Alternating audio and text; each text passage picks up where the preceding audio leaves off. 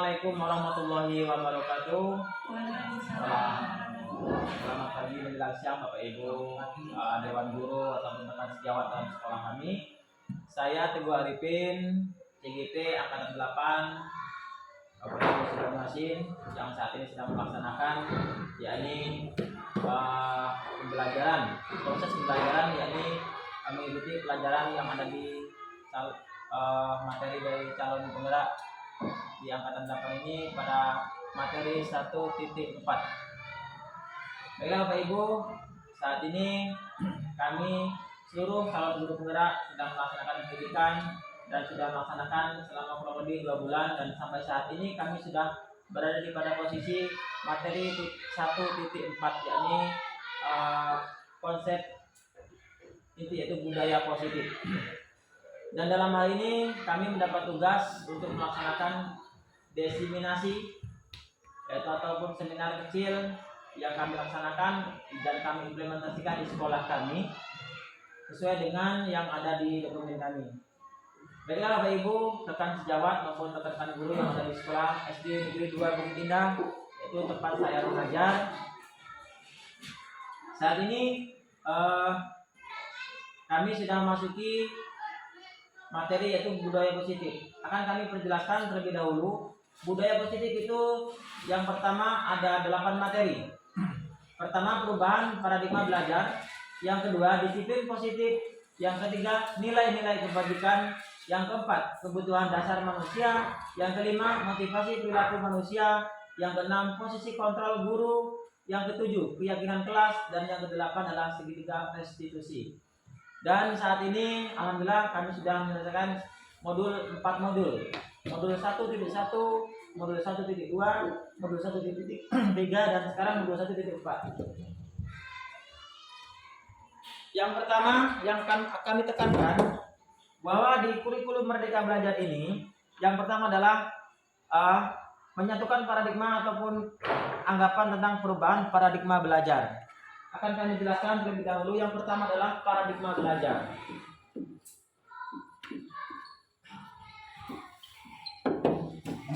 Paradigma belajar ini kita di kurikulum Merdeka ini murid belajar sesuai dengan kebutuhannya. Artinya kita menekankan yaitu diferensiasi ataupun perbedaan, bahwa masing-masing siswa atau masing-masing murid itu memiliki keunikan tersendiri atau keistimewaan. Berarti kita tidak boleh memaksakan satu kehendak bersifat mengatur ataupun menetapkan pada satu murid. Murid belajar sesuai dengan kebutuhannya berdasarkan tahap perkembangannya sesuai dengan kemampuan masing-masing untuk mewujudkan profil pelajar Pancasila. Baiklah Bapak Ibu, yang kedua adalah disiplin positif. Itu materi yang kedua, ada di modul 1.4, cara penerapan disiplin yang menumbuhkan kesadaran serta mendorongkan peserta dengan tanpa adanya imbalan ataupun ancaman dan hukuman. Itulah konsep dari disiplin positif. Yang ketiga, nilai-nilai kebajikan. Nilai-nilai kebajikan ada profil pelajar Pancasila, ada primary FYP, dan ada keterampilan hidup atau life skill. Life skill di sini itu ada seperti lurus hati, pendengar yang aktif, tidak merendahkan orang lain, dan dapat dipercaya. Sedangkan profil pelajar Pancasila sudah kita ketahui bersama di IKM ini, itu ada bertakwa kepada Tuhan Yang Maha Esa, berkebinekaan global, gotong royong, mandiri, kreatif, dan bernalar kritis. Bapak Ibu, di kurikulum Merdeka ini kita ditekankan itu beberapa hal.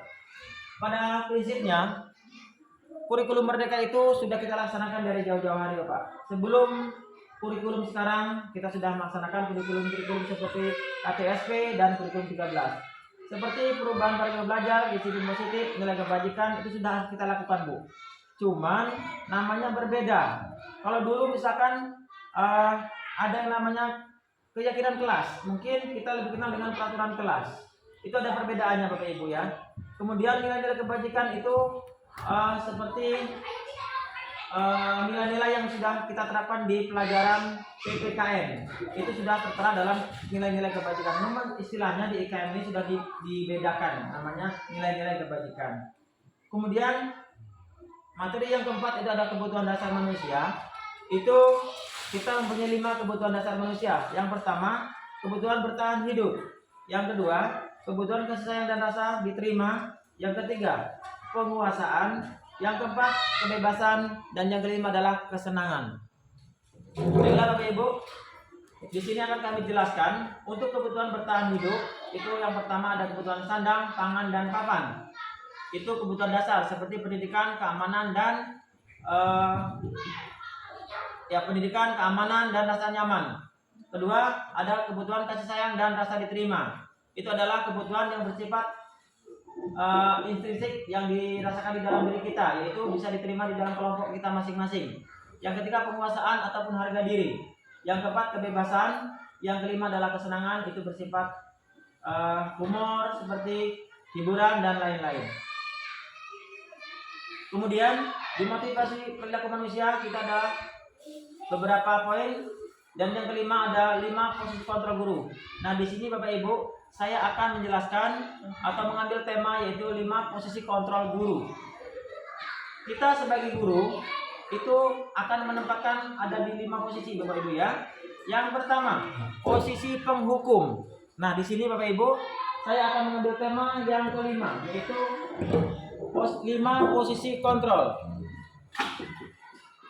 5 posisi kontrol guru. Yang pertama, ada penghukum Bapak Ibu ya. Yang kedua, pembuat rasa bersalah. Yang ketiga, ada sebagai teman, kita guru sebagai menjadi teman kepada muridnya.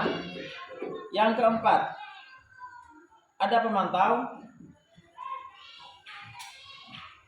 Yang kelima, ada sebagai manajer. Nah, Bapak Ibu, rekan-rekan sejawat maupun dewan guru, ini adalah materi yang ke-6 dalam modul 4.1. 1.4 maksud kami. Yang kami ambil adalah 5 posisi kontrol guru. Yang pertama sebagai penghukum, yang kedua sebagai pembuat rasa bersalah, yang ketiga sebagai teman, yang keempat sebagai pemantau, dan yang kelima sebagai manajer. Baiklah, saya akan jelaskan satu persatu. Kita menjadi guru akan berada di posisi yang mana? Kita ambil Bapak Ibu ya. Dan kita bisa flashback ke belakang, kita menjadi guru yang bagaimana sekarang ini? Ya. Apa kita sebagai penghukum, atau kita sebagai pembuat rasa bersalah, kita sebagai teman, atau sebagai pemantau kepada murid, atau sebagai manajer, Bapak Ibu ya. Oke, kita buat satu kasus Bapak Ibu. Ada seorang siswa atau murid kita yang tidak melaksanakan upacara atau ikut upacara tapi tidak memakai atribut. Ya, contohnya seperti tidak memakai dasi, topi, atau kaos kaki yang salah. Di sini akan saya jelaskan satu persatu. Kalau kita sebagai penghukum, maka kita akan melakukan hal-hal seperti, ayo, kamu berdiri di lapangan selama 1 jam dan tidak ikut belajar selama 1 jam pelajaran. Itu kita posisi kita sebagai penghukum Bapak Ibu ya. Yang kedua, pembuat rasa bersalah. Apa kalimatnya? Nah, kamu sudah mengecewakan Bapak. Kamu sudah melaksanakan kesalahan dan kembali kamu selalu mengecewakan Bapak atau Ibu. Ya. Itu membuat anak merasa bersalah Bapak Ibu ya. Itu kalimatnya. Dan yang ketiga sebagai teman.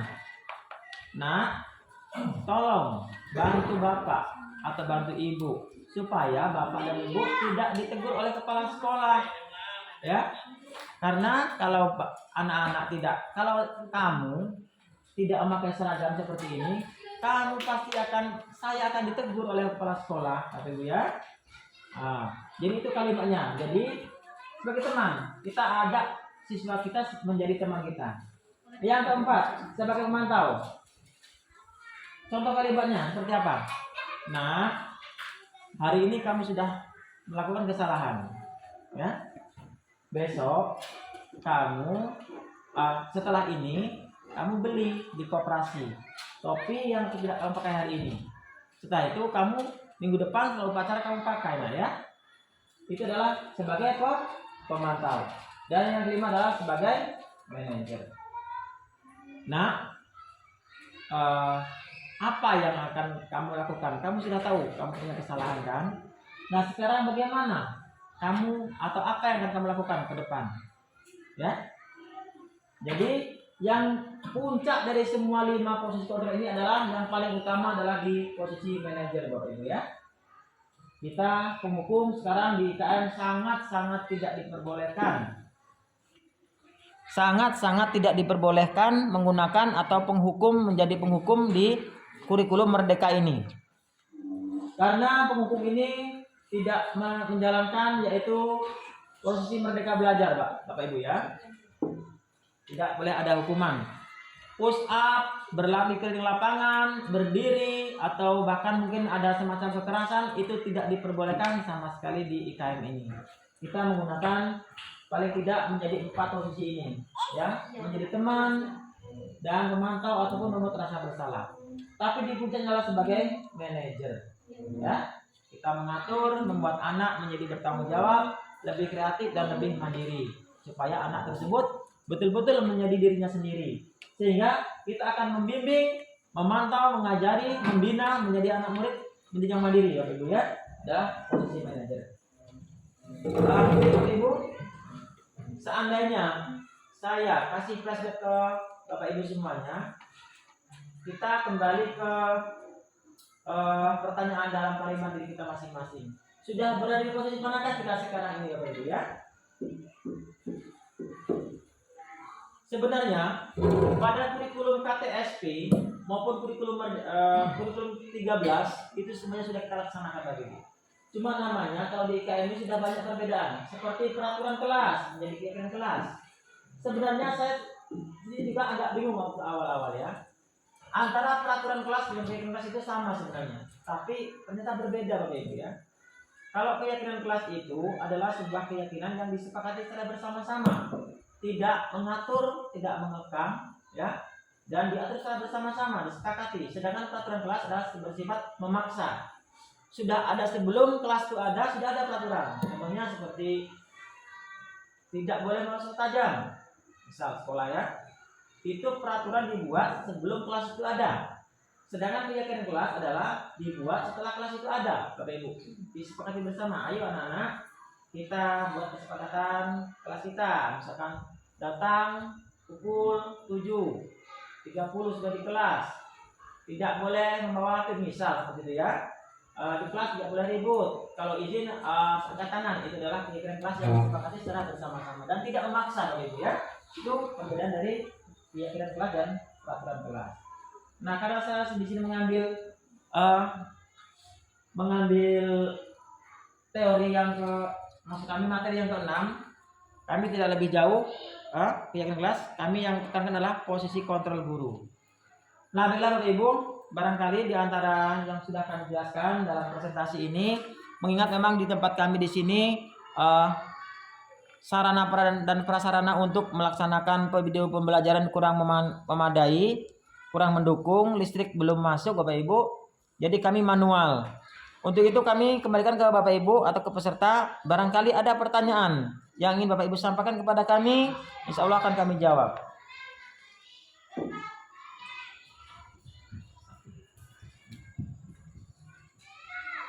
Barangkali Bapak Ibu ingin bertanya, posisi kita sebagai teman, contohnya seperti apa? Ya, ada anak berkelahi misalkan, kita panggil, ya. Kalau anak sudah dalam kasus, itu ada lagi Bu, Bapak Ibu ya. Materi itu adalah segitiga restitusi, ya, restitusi.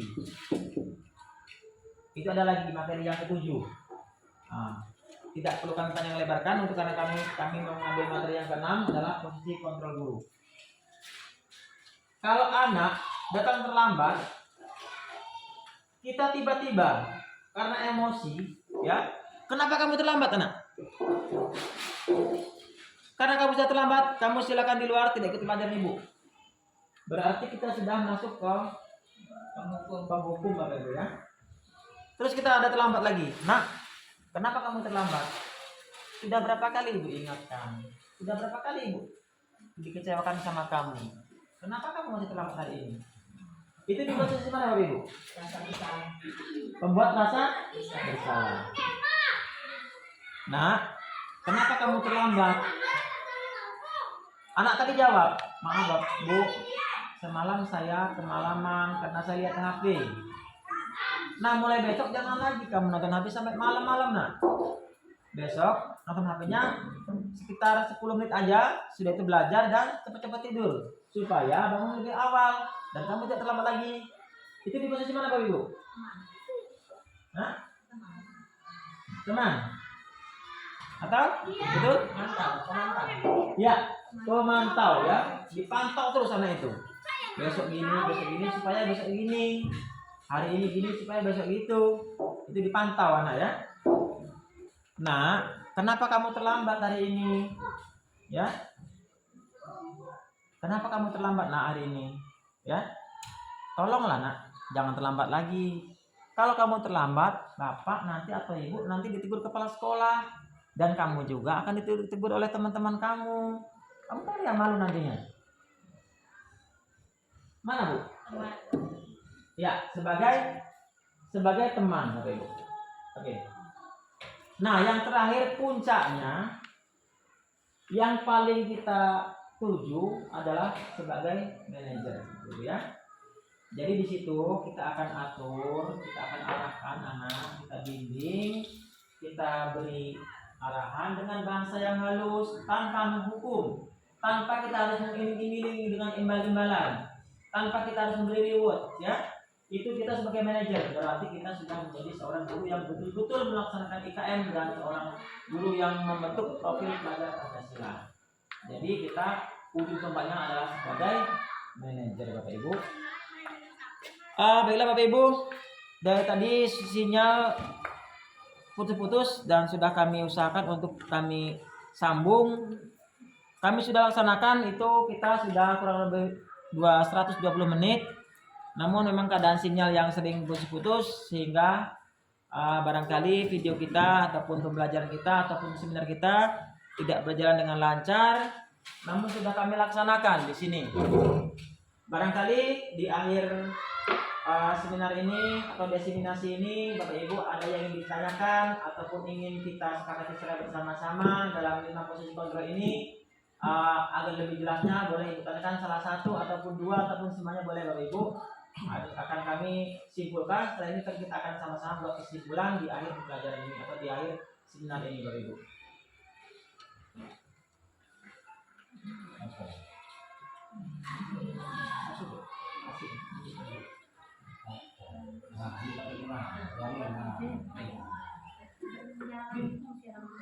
Coba kalau saya ada anak yang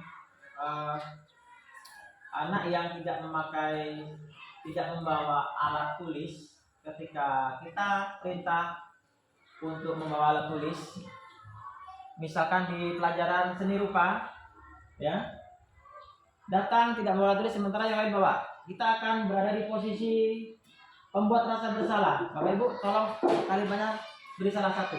Boleh maju satu orang supaya kalian merasa betul-betul jelas anak yang tidak menyelesaikan tugas atau membawa alat tulis, dan kita berada di posisi yang kedua Bapak Ibu. Satu saja Bu, sini.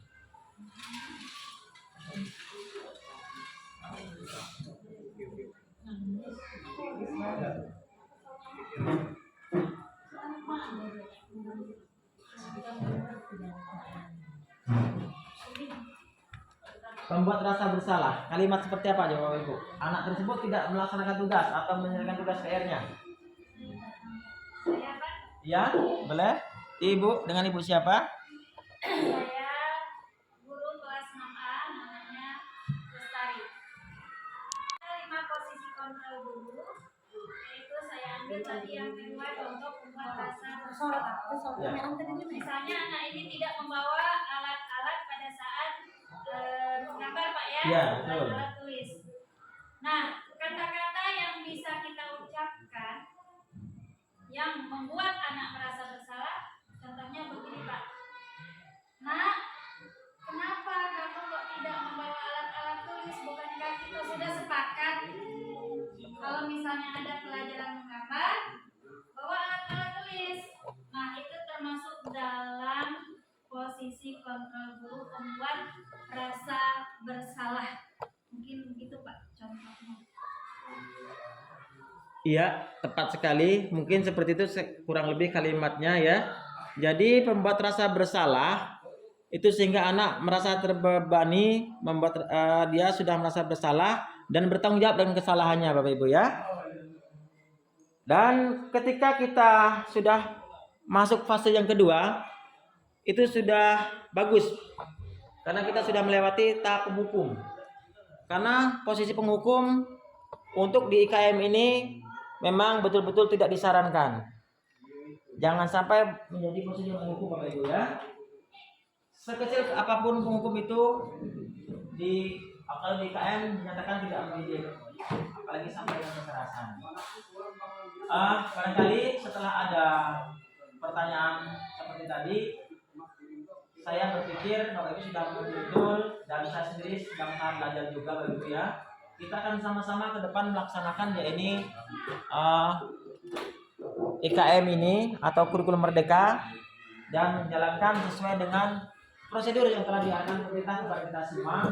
Melaksanakan yaitu proses belajar mengajar dengan sistem belajar atau kurikulum merdeka. Mudah-mudahan ke depan kita semua bisa melaksanakan dengan sukses, dengan lancar, dan kita semua berdoa mudah-mudahan kita diberi kesehatan sehingga kita semua bisa melaksanakan dengan lancar tanpa ada halangan ke depan. Amin ya rabbal alamin. Amin. Baiklah Bapak Ibu, terima kasih atas waktunya hari ini. Kami sebagai guru penggerak angkatan ke-8, saya Teguh Arifin dari kelas 808 yang difasilitasi oleh Bapak Mulyadi MPD dan PP kami sebagai Ibu Husnita MPD dan saya sendiri adalah Teguh Arifin sudah melaksanakan yakni tugas pada aksi nyata modul 1.4. Terima kasih atas waktunya dan kepada semuanya terima kasih atas segala perhatiannya. Mohon maaf atas segala kekurangannya. Akhirul kata, billahi taufiq wal hidayah. Wassalamualaikum warahmatullahi wabarakatuh. Waalaikumsalam warahmatullahi wabarakatuh.